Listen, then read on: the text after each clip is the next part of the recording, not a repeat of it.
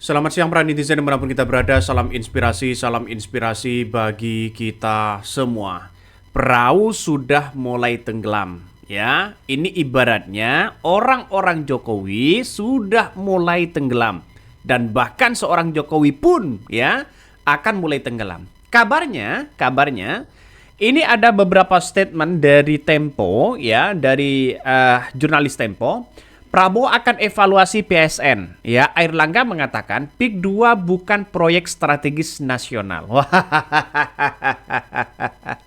Ini pada akhirnya ya Jokowi sudah mulai tenggelam. Ini kan peninggalan-peninggalan dari seorang Jokowi. Proyek-proyek besar di situ begitu kan ya. Itu kan peninggalan-peninggalan Jokowi. Pada akhirnya Prabowo ya mau tidak mau harus menindak ini. Dan tidak hanya itu kabarnya, seorang Jokowi dan PSN PIK ini sudah dilaporkan ya, diminta pertanggungjawaban. Nah, apakah ini akan diusut atau tidak?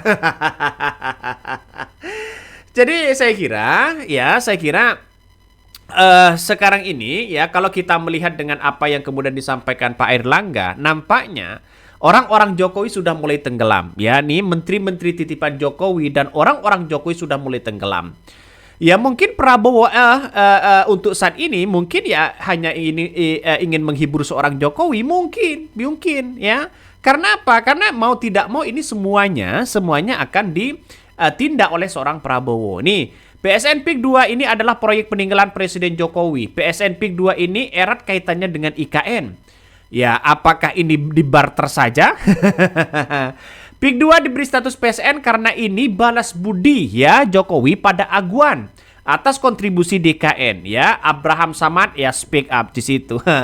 Ini banyak sekali komentar-komentar netizen ya, mulai dari pagar laut dan sebagainya. Pak Airlangga pun ya berkomentar masalah itu. Nih, maaf ya, ini komentar dari netizen. Kayaknya ya saatnya Airlangga menghajar Mulyono yang posisi ketum ya dipaksa turun. Kan ngeri pada akhirnya. Jadi saya kira dengan adanya pelaporan sana sini begitu terhadap Jokowi harus yang diseret-seret, maka kemudian muncul spekulasi begitu ya. Dengan adanya semuanya di PSN peninggalan Jokowi ini dievaluasi, bukan tidak mungkin sewaktu-waktu bisa saja dibatalkan. Tapi kalau dibatalnya kan yang rugi siapa? Konglomerat. Karena PSN PIK ini kabarnya begitu tidak dibiayai oleh APBN ya non APBN lah. Jadi saya kira ini banyak yang kemudian ya masyarakat meminta adili Jokowi. Coba kita baca ini ya. Dari komentar-komentar netizen, PIK 2 memang bukan masuk PSN, tapi PIK 2 bisa menunggangi nama PSN Ekopat ya. Ekoturism ya, ekowisata atau tipikal yang kawasannya ada di PIK 2. Kita lihat saja nanti bagaimana yang menempati di situ. Apakah orang luar atau Indonesia itu asli begitu kan? Itu kan gampang untuk membuktikan nantinya. Ada 3 hal yang dijalankan pendiri bangsa Syahrir. Wah ya. Sudah begitu sekarat negara hanya langit yang belum dijual.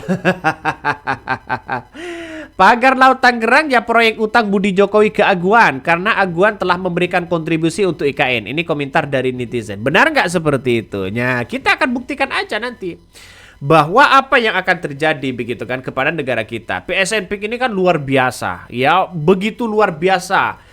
Lebarnya, luasnya di situ. Apalagi ditambah dengan pagar laut yang kemudian sekarang ini menjadi masalah. Siapa yang harus kita adili? Ya nama Jokowi. Kenapa harus nama Jokowi? Ya karena Jokowi soalnya bertanggung jawab. Dan tidak hanya itu. Saat evaluasi PIK 2 ini ya, maka kemudian seorang Prabowo ini punya beban yang sangat luar biasa, di mana masyarakat seolah-olah menyalahkan Prabowo, padahal presiden sebelumnya harus bertanggung jawab dong ya. Presiden Prabowo Subianto akan mengevaluasi proyek strategis nasional PSN PIK yang memastikan proyek tersebut sudah berjalan sesuai perencanaan. Betul, beliau meminta kita ya benar-benar mereview dengan baik. Beliau juga ingin terlibat secara langsung karena yang seharusnya seperti itu, ujar Menteri Koordinator Bidang Infrastruktur dan Pembangunan Kewilayahan Agus Harimurti Yudhoyono atau AHY di Istana Kepresidenan. AHY mengatakan pemerintahan selalu melakukan evaluasi, menerima masukan dan meninjau ulang terkait PSN untuk memastikan proyek tersebut sudah berjalan sesuai perencanaan. Maka AHY pun ya bisa saja nanti diseret-seret begitu kan soal soal pertanahan dan sebagainya. Jadi pagar laut itu ya mencoba nampaknya AHY ya banyak orang yang kemudian ada cuci tangan dan sebagainya. Tapi pada kenyataannya, kalau PIK 2 atau PSN ini begitu kan dievaluasi, saya kira ini bagus. Kenapa? Ya takut ada kebocoran-kebocoran yang ada. Seperti disampaikan Pak Hasim bahwa di anggaran dan program-program ya presiden ya sebelumnya mungkin ini banyak ya APBN-nya yang bocor, anggarannya yang bocor, seolah-olah tidak ada manfaatnya program-program itu begitu kan, sehingga buang-buang anggaran. Bahkan menurut AHY, PSN melibatkan banyak pihak, tidak hanya ke Kemenko ya infrastruktur dan pembangunan kewilayahan, tetapi juga Kemenko perekonomian dan berbagai kementerian teknis lainnya. Ia mengatakan pihak ya yang sama-sama dengan kementerian teknis lainnya akan mengevaluasi ya terhadap proyek PSN yang tengah berjalan. Masalah PSN ini menjadi perhatian publik setelah terungkap pagar laut ya dari bambu sepanjang 30,16 km dari perairan Kabupaten Tangerang dekat proyek PIK 2. Pada sebelumnya dikabarkan proyek pengembangan perumahan tersebut sudah sebagian dari PSN. Ngeri bukan? Ya ngeri ini kata Airlangga. PIK 2 bukan PSN. Ya kalau bukan PSN kan berarti kan itu kan dananya kan dibiayai oleh perorangan begitu kan. Siapa yang dibalik ini semua? Nah, ini mesti cari begitu kan. Jadi tidak segampang itu membangun PIK 2 atau PSN ya kalau masih ada dampak kepada masyarakat sehingga masyarakat itu punya dampak yang sangat luar biasa. Dampaknya apa? Ya bisa saja soal masalah ekosistem ya. Terus kemudian ini kan artinya di daratan begitu kan ya. Ini di daratan yang dekat dengan laut. Makanya orang-orang itu bagaimana dampaknya pada nelayan. Itu kan seharusnya dikaji ya. Bahkan proyek dengan nilai investasi sekitar 65 triliun tersebut diharapkan dapat menyerap sekitar 6.230 tenaga kerja langsung dan 13.550 tenaga kerja sebagai efek pengganda. Ya kalau pekerjanya lokal semua ya silakan. Tapi kalau orang luar ini kan gimana begitu ya. PSN tersebut merupakan pengembangan Green Area dan Eco City di kawasan PIK 2 yang berlokasi di Provinsi Banten ya.